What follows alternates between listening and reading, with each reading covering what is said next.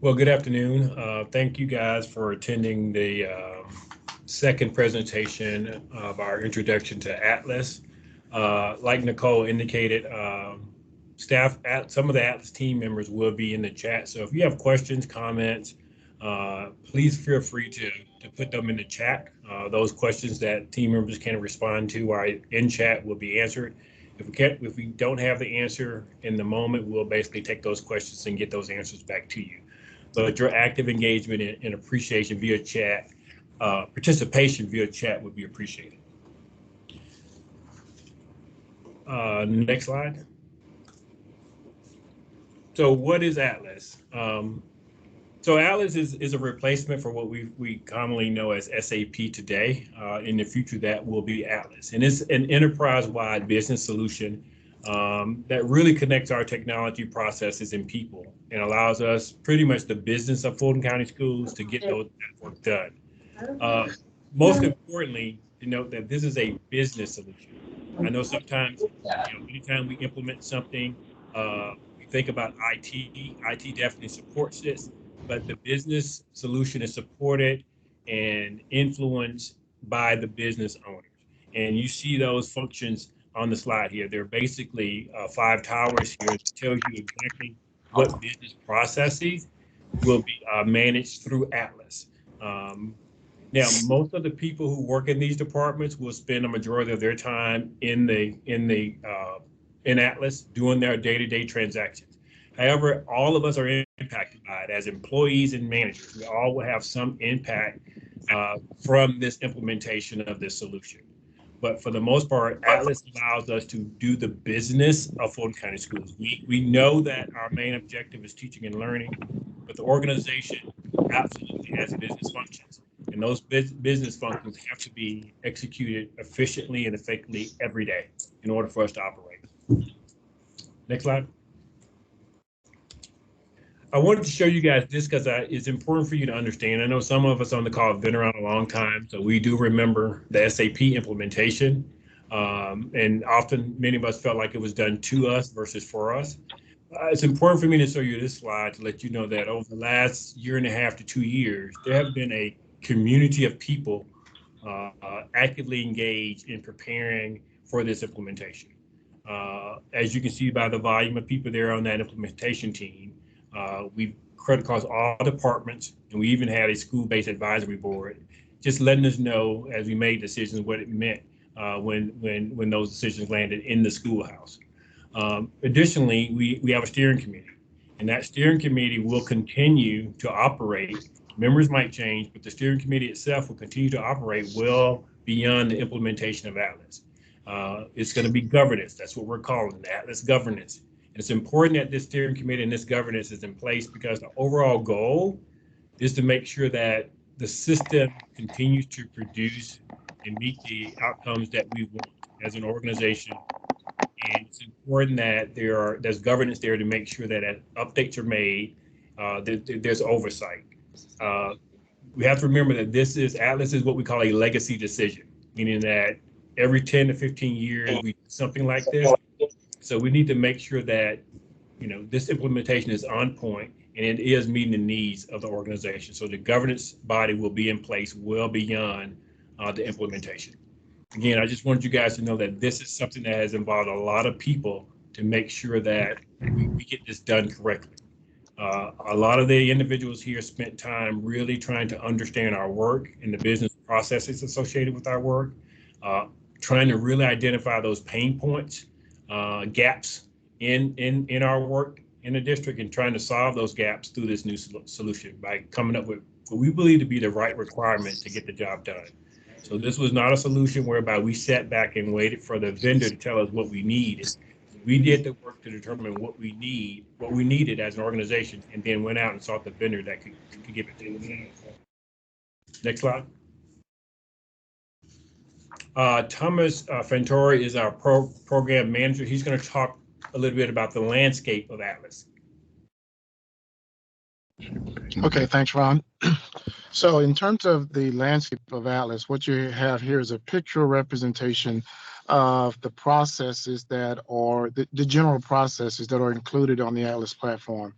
Though you'll see many components here, one of the key things to keep in mind about Atlas is that it is a suite of components. It is operates as one whole.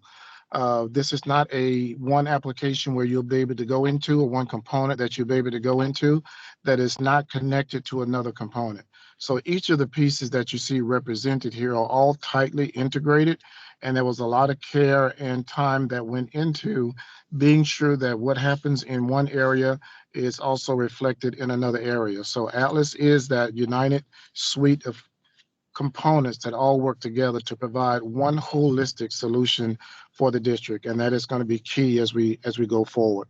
But in terms of how it's set up, there is a core component underneath that operates, and you see that represented by these a section of the graphic in the middle, and then surrounding the portion of the core are different process components that also serve various business functions that allow the district to be able to operate in an end-to-end process. So for example, if you are hiring an employee, certainly that person comes into the district, certainly that person then gets moved over to payroll.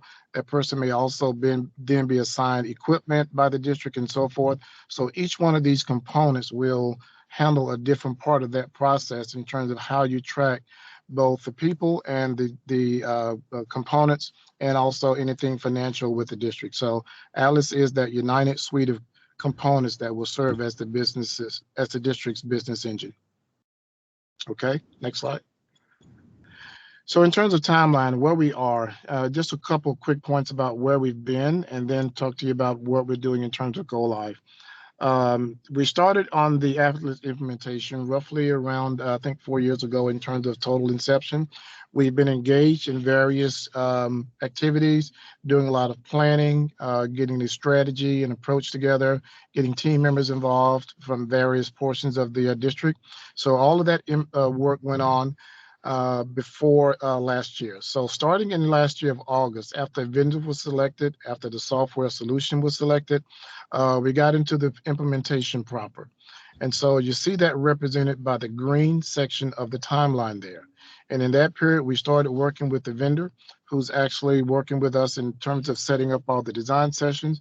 We work with a lot of the people, certainly all the names that you saw on the a couple of slides previous that Ron mentioned were people who were engaged in a lot of these design workshops. And in those workshops, we did a lot of detailed planning for what the applications and components on Atlas are going to look like, what are the requirements that need to be met, how those are going to be built and ultimately delivered to the district. So that was during the design phase, and a lot of that work obviously has already been completed.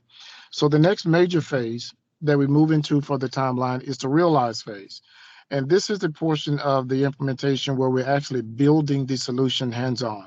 So there are a lot of developers from the vendors team, and also several folks from the internal FCS team who are working now, doing a lot of the configurations, getting a lot of the components set up, getting a lot of the code written where code needs to be written, and so forth. So all of that are things that are currently taking place at this time.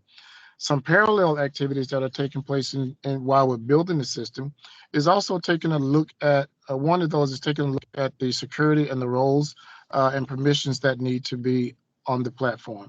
So for example, everyone will have a role that they will be assigned to, and based upon that role, that will give you the access to different components within Atlas that will enable you to do certain business functions.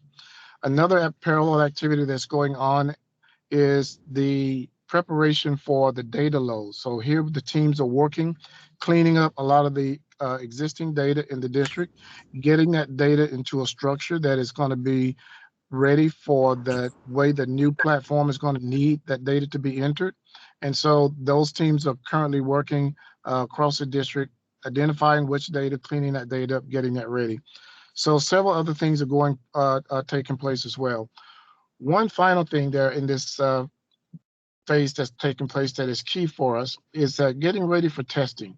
So during this testing phase, we're now building a lot of the scripts. We're looking at all these scenarios that are going to be tested. So for example, we'll look at how does a person get processed into the district? How does payroll get completed? How do they enter their time? So we'll be looking at some of those end-to-end scenarios to be sure that Atlas functions as a holistic solution and no longer functioning as one silo or group of siloed applications. So during the next phase, after realize, then we'll move into the validate phase. And this is where the actual formal testing will take place. And we'll perform testing in a couple of ways. One is going to be performance testing. We want to see how the application is working. We want to see how fast certain things are taking place. We want to understand what any of the feedbacks that may happen when data moves from point to point. So we'll be looking at that. The other portion that's going to take place that's going to have a lot of the users engaged is going to be the testing that will run by all the scenarios and the scripts. So with each scenario that we will develop, there will be a set of test scripts that the business teams and the SMEs will be in charge of executing. And as they go through each of those test scripts, they will be meticulously noting whether or not that script passes, whether or not there are any issues with it, whether or not there are any bugs, and so forth. So that's testing there that will be taking place. And then the final portion of testing will be on the user acceptance testing.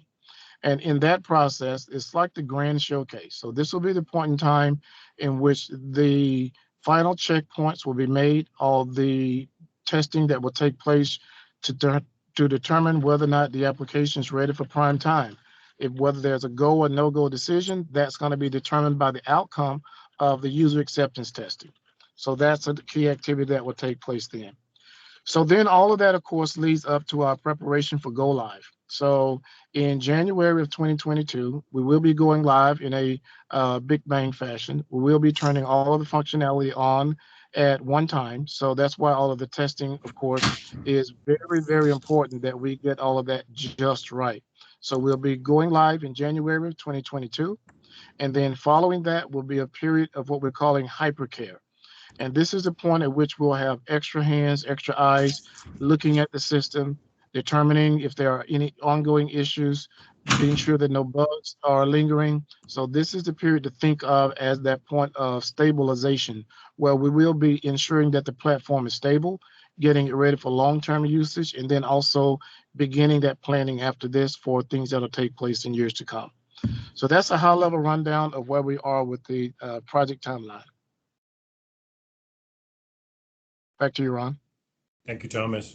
Like Thomas said, that the go live will be what we refer to as big bang. That means, again, we're going to be turning everything on at once versus, certain modules that we think are ready and waiting on others that we think need more work. Everything will get turned on at once. So it's going to be really important that we do the work to make sure that the system is functioning to our standards before we do that. So that's something that we're doing. So the big question is the what, why, and change. Well, the what and new is the fact that we've gone out, we've looked at our work, we've assessed our business processes. I think our business processes now, for probably the first time, has been well documented, and we know where the gaps in our business processes are. So our task was to go out and find the best in breed solution to address not only our current work and gaps, but our future work, how our work might change, be flexible enough to adjust to that. So we have that. Automation will make it more accessible. It will remove a lot of the manual processes. And through that automation and that best in breed technology, we feel that we're going to get greater efficiency and greater productivity out of our work. What's also important from this is the fact that we have to become more we have to become more dependent on the data that comes from our work. Tell us how well we're working to make sure we're in compliance. The district has a lot of compliance reporting that it must complete. And we want good data because at the end of the day, we have to be accountable for outcomes. And we want good data to help inform how we make business decisions and do our work. So that data piece is going to be very important moving forward. The visibility point is really critical. Large systems tend to be siloed in their work. This enterprise business system will almost demand that we have sort of good visibility of end-to-end processes. No longer can we say, one step in a process is only my business. I'm going to do my part right and not be concerned about what else happens. The system is dependent on multiple departments. And so we have to be concerned about the full processes that we employ. We can't just be concerned about our only process. So that increased visibility is important. And lastly, at the end of the day, technology and good processes don't produce unless people actively engage and participate. And so some of the changes that will come as a result of Atlas will warrant that we as the people, the employees, we have to make some behavior changes in order for the system to be fully maximized. We have to make those changes as leaders and employees. And that's why we've asked you as department and school leaders to be on this first call, get this first introduction, because it's going to be important that you support this change and function as a change agent as we begin to communicate and socialize the system to all of our employees. So what are some of the changes? Next slide. We're going to go through, I'm going to go through what we've termed as high impact areas of change. It's not exhaustive, but I think these are bullets that are important for you as leaders and employees to at least be aware of as we move forward. This is not the only time that we're going to message Atlas and the things that Atlas can do for us, but we wanted to give you as leaders this sort of first view of what some of the functionalities and features of the solutions are. First of all, most of you are familiar with ESS and MSS. Those are basic entry points into the system that particularly won't change. The employee tile will be where most of, if not all of our employees will engage the system to do some of that fundamental task as putting information, changing information, entering their time, entering their leave. All employees will leverage that employee tile for those purposes. It's self-service. Again, for the most part, any data change, any bank information change, any changes in any, entering time, adjusting time, all that can be done by the employee, him or herself, by entering the system. So the employee tile is really designed for entering personal data for most employees. The leader or manager tile will be primarily for approving, requesting, and reviewing for you as the leader. So you'll do most of your approving of time and requests through that manager tile. You can also review. You can get there. It will automatically produce data and reports for you to see how many people in your building are out on a given day. So it allows you to have that visibility in terms of your workforce and your building or department. But for the most part, most of our employees will leverage this section of the solution to enter their information, and majority of our leaders will leverage this section of the solution to provide oversight and to approve information that's put in by their employees. Next slide. So in the spaces of recruiting, onboarding, and offboarding, there are some features that are new or changed. First of all, we will no longer be using ApplyTrack. All the recruiting and hiring and selection will occur in a single system atlas. So we will be discontinuing the use of ApplyTrack in our future state. For supervisors or hiring managers, you now will be able to requisition a posting for your particular location. So you can ask that we post a particular job for your particular location. That's different and new. So applicants can now go in and apply for a posting that's connected to your specific location or school. For the teacher fit piece, we are going to discontinue the actual assessment part of the teacher fit process. We will continue to do credential screening and some assessments to make sure that we are seeking the best teacher candidates possible. So we're going to continue to pool in that regard. In terms of onboarding, onboarding has always been, recently has always been something that we've done electronically. That's going to continue. It's more self-service for the new hire to go to the steps to onboard. But more importantly here, the applicant gets to put the information in once. That information that's put in at the point of application or entering into the system as an applicant, that information will roll over into the employee record when that employee has been staffed. There are some areas in Atlas that we know we're going to have to continue to work on and improve after implementation. we are interested in making sure that we're doing the best work to document when high value assets are assigned to employees at the point of onboarding. Our goal is to really almost have these presets in place, that if you know if a job requires a computer, when that person fills that job, that they have a computer waiting for them when they arrive at their work site. So the goal is to try to get to a point where we are distributing these assets to these tools that the employee will need to do their job on the front end. Offboarding will become more of a process. When an employee leaves, the offboarding process will trigger. And in that situation, the manager, many of you, will be able to develop a list of offboarding tasks that you would want that employee who is separating to complete before they fully separate. You can monitor what those tasks are. Once that employee has done those tasks and return the equipment that has been assigned to them, they're going to be asked to do an automatic exit survey that will pop up. Again, in our future state, our goal is to hope that we have a more defined processes that will allow us to re-inventory return assets. We believe we have the functionality to do that. And again, we're going to improve the business processes so that can happen, so we don't experience loss of assets when they've been returned or not returned by a separating employee. Next slide. So this is the area where there's going to be noticeable change for a great deal of our employees, if not all of them. All of us, all employees, including myself, will have some impact in regards to time and time management.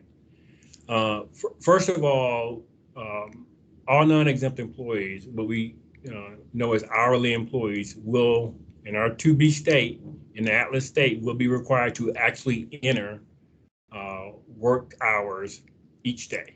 So we are going to a clock in, clock out method here, that all hourly employees must clock in, clock out every day to capture actual hours work. No longer will we be just filling in 8 hours in a schedule. That's what a lot of people do, or some people don't even have it ever actually put time in. That's going to stop as a result of the implementation of Atlas. All substitutes now will also have to actually enter the hours that they work. So they too will be clocking in and clocking out. So any sub that comes in as sub for a teacher, principal, AP, parapro, or clinic aide, they will have access to our system. They will have a profile in our system, and they will have the ability to clock in and clock out as they arrive to an assignment on a given day. We are discontinuing what we have known to be the positive pay model in Fulton County Schools. And what I mean by that is there are employees who do not put their time in as required, and oftentimes there are managers who fail to approve entered time in a timely fashion.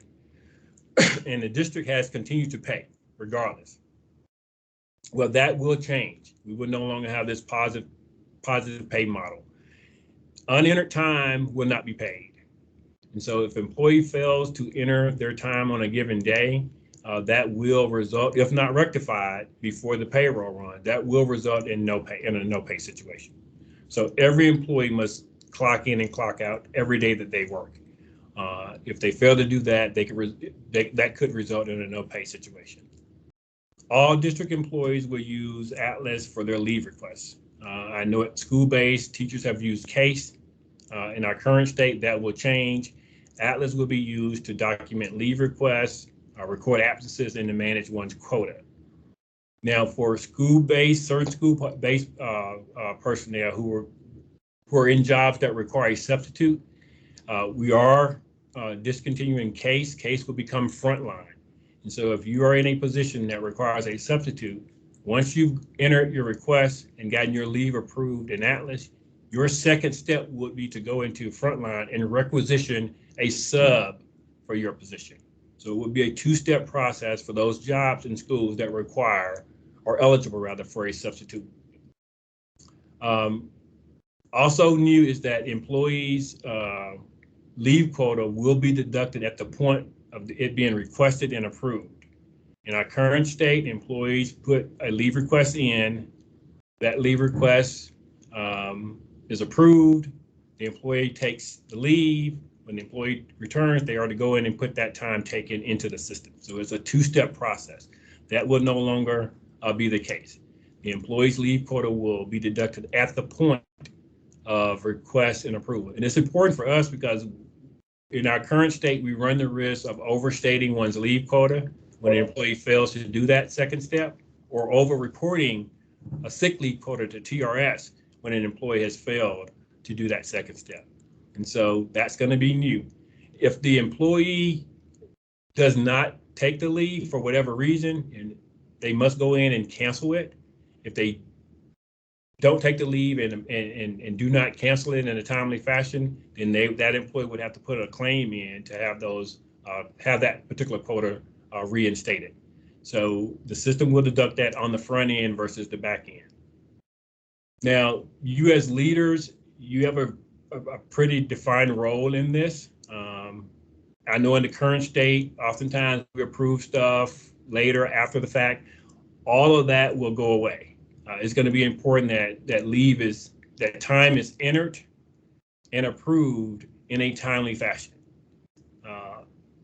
On either end, not entered or not approved could result in an employee not being paid. And that is a huge difference from how we currently operate. And so supervisors will be accountable for reviewing and approving an employee's work hours. Again, unapproved time will not be paid. Now, Atlas will allow for the supervisor to change an employee's daily schedule. That's going to be important because we know at times work needs adjust. And, we can manage overtime better by being able to change the schedule.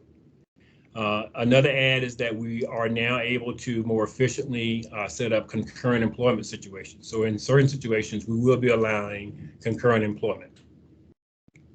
Some of the new tools and resources. Now, I indicated before that a good bit of our employees will now have to clock in and clock out. Well, I guess you ask yourself, well, how would they do that? Well, one can clock in or clock out by using their own personal cell phone device.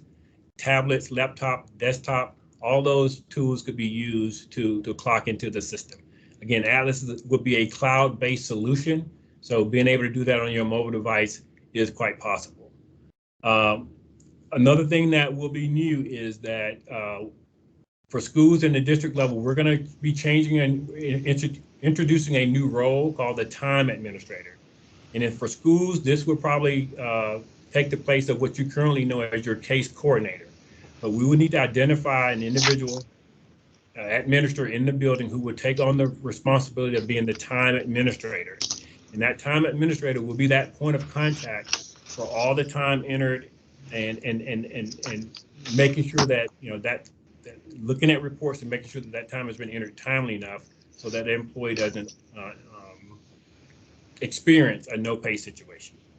The time administrator will also be put into the approval protocol, where the time administrator will be the first level of approval. And if a request or time entered doesn't get approved, it will escalate then to the principal and then to the principal supervisor. So we're trying to put enough fail safes into these systems so that we don't have a situation where the employee doesn't get paid.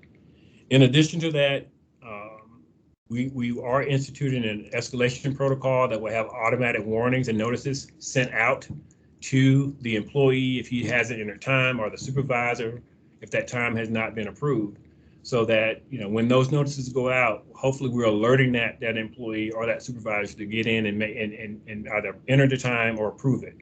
And so when that happens, we're going to hopefully supervisors will not miss or avoid or not pay attention to those warnings. But those warnings are going to be very important to avoid an individual not receiving pay.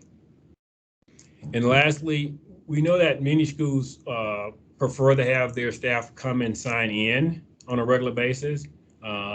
You will continue to use the Raptor system for that if that's something that you desire. It's important to note that Raptor is not a time management system. It's only something that you are using to acknowledge that the person is in building, has signed in. So it's not a time management system. It does not take, it will not take the place of Atlas for actually entering time. Next slide. Procurement, purchasing, and assets. On the whole, procurement, will be more efficient, more intuitive, less paperwork. So that's going to be very helpful in terms of the future. More centralized contracting will be available for that procurement piece. And lastly, it would make the reconciliations between the purchase, accounts payable, and procurement much more streamlined and efficient. For purchasing, the idea here is that we're trying to create a marketplace that would make it ease of purchase possible for those departments in schools who will have to make purchases on the regular, creating a catalog and a marketplace for that. And then lastly, the asset piece is really big for us. Unfortunately, it's going to be one of those elements of Atlas that we know will not be fully ready by the time we go live in January, that more work will be required in order for us to fully maximize the functionality of asset management. But it's critically important that we get this done. This district has hundreds of thousands of assets around the district that we have to make sure that we're properly documenting and inventorying. And this solution will do that. But there's a great deal of work that still must take place in order for us to be to fully maximize that.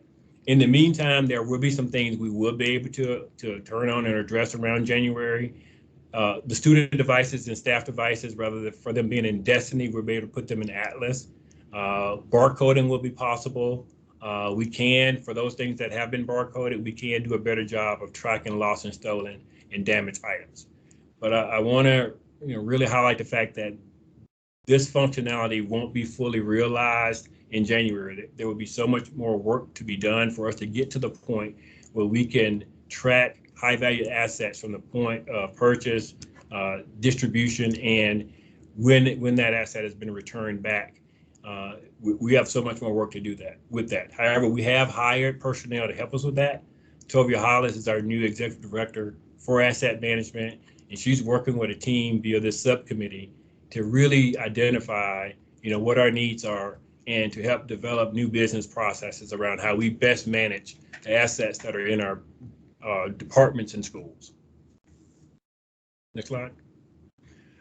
From a budgeting and accounting standpoint, some of the big changes that a lot of the accounting structures will be changing in budget and accounting, again, to make that process much more streamlined and easy for the user and for the business owners and SMEs in those departments. For schools, it's important for us to highlight that we will continue to use Prime as a solution for developing budgets. We'll be able to run more reports that will be more real time, so that's going to be important when it comes to the budgeting piece. For the accounts payable, again, accounting structures will change.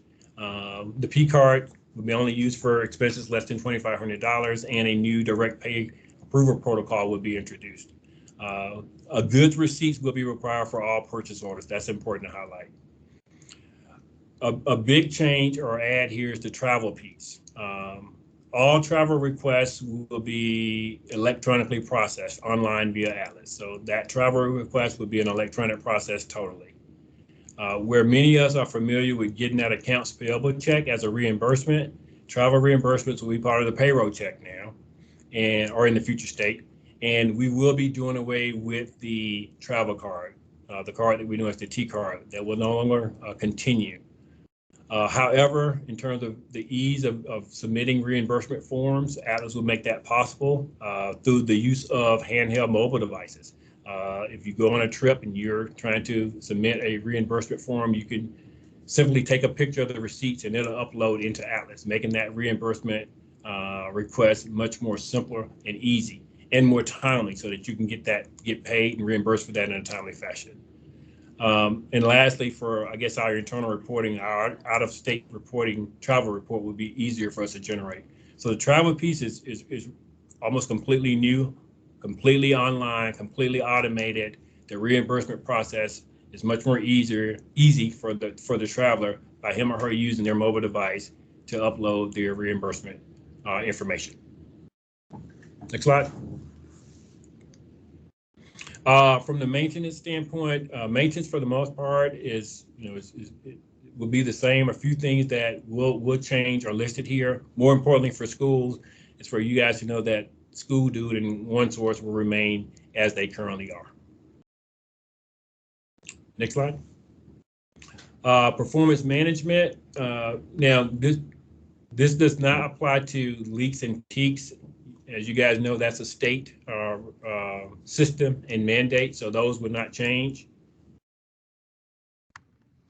However, for those employees, most of our non-school based, non-teachers, non-leaders who are on peaks, as you guys recall, as we right before the pandemic, we decided to really streamline this process to really give much of that process back to the supervisors, simplifying it by just requiring a few meetings, feedback.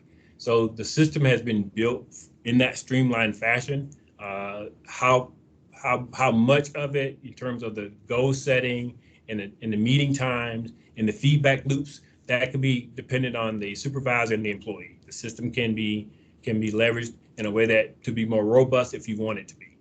But what is important, and I think, is the corrective action plan. That's going to be a function in the system, so you can do that documentation in system, so that it's easier to monitor and manage. Next slide.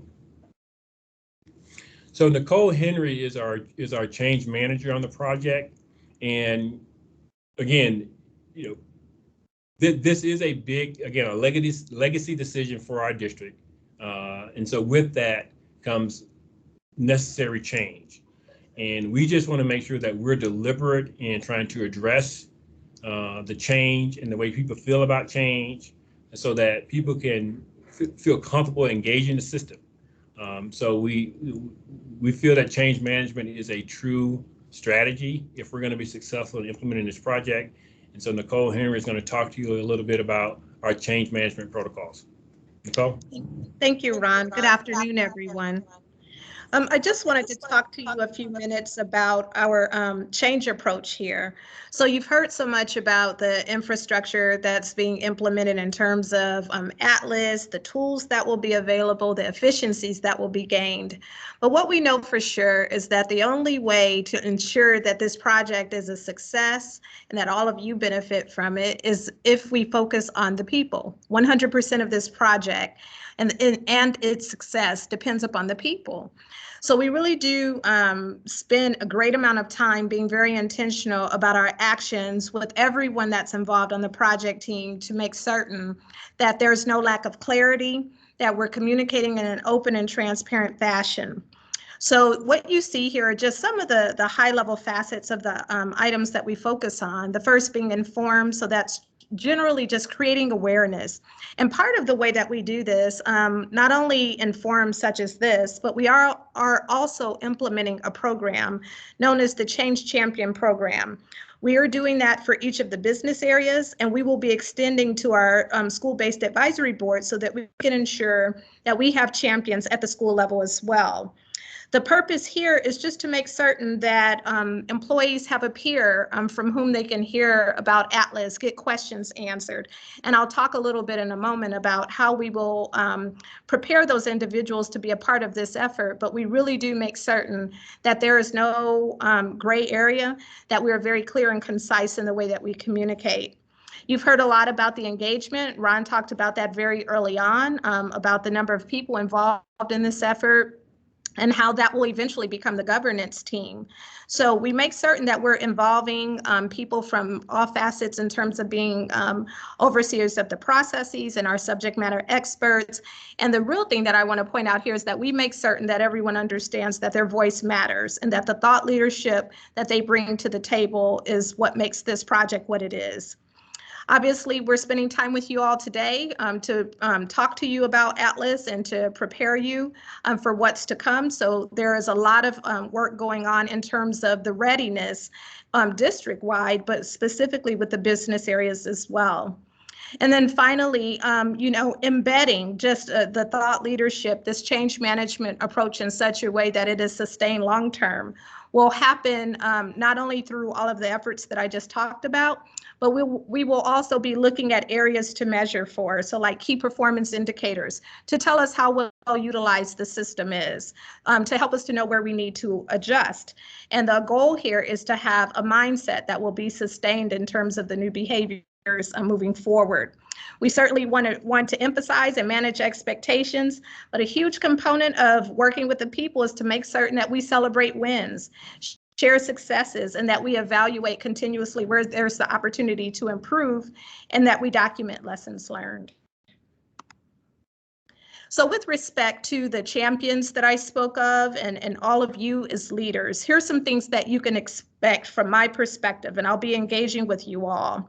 So one of the ways that we want to generate awareness is through the use of marketing materials. What you will see as we kick off the new school year is that we will have posters and tent cards for everyone to post. You'll see Atlas making its appeal all around the district. We are also creating additional explainer videos. I think by now, many of you have seen at least the first one that was created, and I'll talk about that again in just a moment.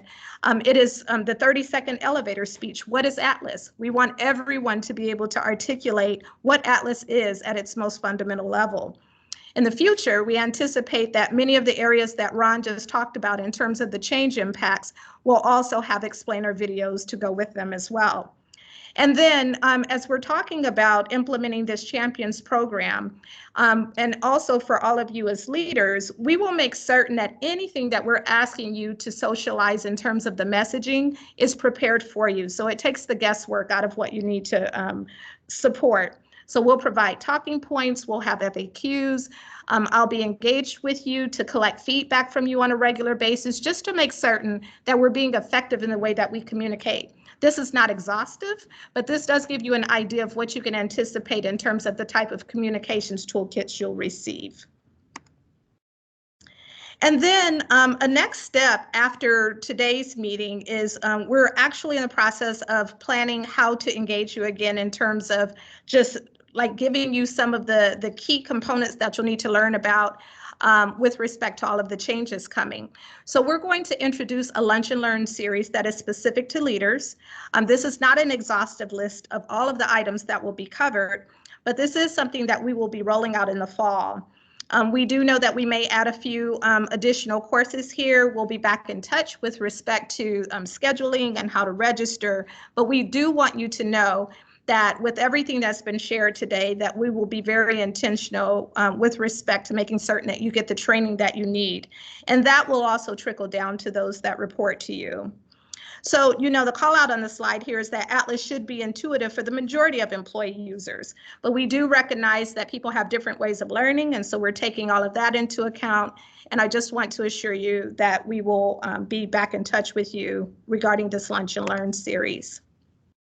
And then finally, some weeks back, Ron sent an email to all of you rolling out the What is Atlas video. So if you have not watched it, you will receive a copy of this presentation tomorrow. So I ask that you do take time to watch it. Check in with others around you, try to encourage them to watch it as well. We are rolling out a new webpage, fultonschools.org/Atlas. So you will receive a link to that page, and that's where you will get this presentation. We're also asking for your feedback with respect to your perceptions about today's meeting. So we certainly want to hear from you. I know that some of you have posted questions in the chat, but if you did not think of all of your questions today, no worries. You can certainly provide your questions in the context of the survey. And then finally, just some contact people. So with respect to Atlas governance and feedback, you can reach Ron. I will be your point person for training and change management. And then Thomas Fantroy, who spoke earlier, will be your contact for the project implementation and timeline. Thank you, Ron. Back to you. Thank you, Nicole. So we try to stay true to our 40-minute timeline. But before I go, I just want to thank you all for spending some time today. It's important that, you know, we start this conversation, start this socialization, because, you know, this, like I said before, this solution is what we call a legacy decision, and it impacts all of us as employees and as leaders. And so it's important that the steering committee and the people on this project, that we do our due diligence to keep you informed and to communicate with you. And we're also very amenable to your feedback, because the overall objective is to try to get this right. Manage expectations, understanding that none of us believe that we're going to have perfection on January 1, but we want to be as right as possible, and then have the structure and the mindset continues to improve in the solution so that we maximize all of its potential. Because by maximizing the potential of this solution, we create work conditions that are much more amenable for our employees, and ease of use for our staff to engage in the business systems of the district. And that's critically important. And so I thank you for your attention today. Give us questions, ask us questions if you have any feedback. We're welcome to. But thank you so much for attending today. Have a good day, folks. Thanks, everyone.